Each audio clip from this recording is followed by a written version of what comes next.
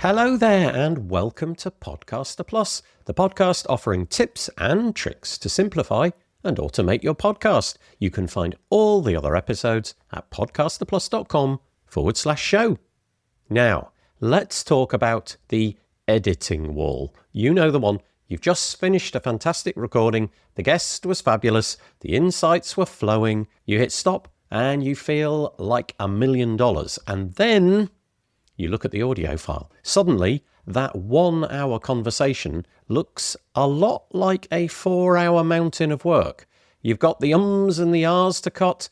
There's a siren that went off in the background at some point, and there was an awkward moment where you tripped over your intro. That kind of thing. This is where every podcaster faces the big question. Do I roll up my sleeves and do it myself, or is it finally time to hand the keys to a professional? Today, we're going to have a bit of a deep dive into the real trade-offs between DIY editing and outsourcing. We'll look at the costs, the hidden time sinks, and I'll give you a simple framework to help you decide which path is right for your show. As always, we're going to chunk it into different sections, and the first section is the DIY reality, skills versus task. So let's start with the DIY route. I'm going to be honest, I've spent thousands, literally thousands of hours in the editing chair.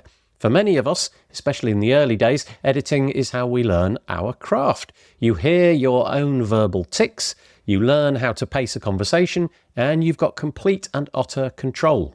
The obvious pro, it's free if you don't value your time at an hourly rate. You can use brilliant free tools like Audacity, GarageBand, or perhaps a text-based editor like Descript, which, frankly, has changed the game for many solo creators. But here's the thing. Editing isn't just a task. It's a bit of a skill, and it's a time-intensive one. In a recent post on the Podcaster Plus blog, we looked at what is actually eating up podcasters' time, and editing was the undisputed champion of this black hole category. Typically, it takes about 3 to 4 hours to edit 1 hour of raw audio. Let that sink in. If you enjoy the process and you're still in the learning and tinkering phase, well, DIY editing can be fantastic. But if you're finding that the editing is the reason your episodes are coming out late, or, dare I say it, not at all, this is a bit of a red flag.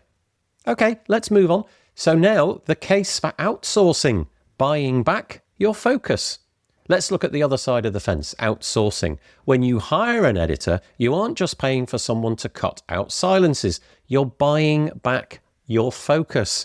Imagine what you could do with the 6 hours that you often spend editing. You could be researching for the next 5 guests, refining your marketing strategy, or, dare I say it, actually living a life outside of your digital audio workstation or indeed podcast. Professional editors bring a level of polish that will be hard to replicate. They've got ears for the EQ, they've got the tools for noise reduction, and they've got the experience to make the pacing feel tight and professional. Yes, there is a cost. You're looking at anywhere between $50 and $250 per episode for a good freelancer, or quite a lot more for a full-service agency. But as we often say at Podcaster Plus, your podcast is a business asset. If paying an editor frees you up to land one new client or sponsor, the ROI is a bit of a no-brainer. Next section, the decision framework and hiring checklist. So, how to decide? I like to use a simple time versus growth framework. Ask yourself this: is my time better spent producing the audio or growing the audience? If you're a hobbyist, DIY is usually the way. If you're using a podcast to build a brand or a business, you need to be the visionary, not the technician.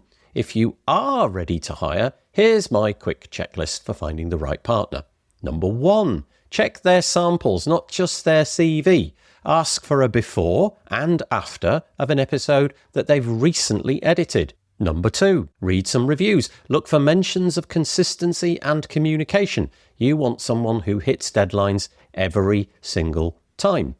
Number 3, set clear expectations. Do you want every single removed or just the big ones? Do they provide the show notes too? Get all of it down in writing, perhaps even a contract. So in summary, a closing call to action, if you like, whether you're sticking with the DIY approach or looking to outsource, the goal is the same: consistency and quality. If you want a deeper dive into the specific tools that I have used, check out episode 22 of this podcast, which was called Editing Your Podcast, the complete guide to tools and workflows. And remember, while Podcaster Plus doesn't do the editing for you, we do help you reclaim your time by automating everything else, from guest bookings to displaying those beautifully edited episodes on your website. So go and check that out at podcasterplus.com.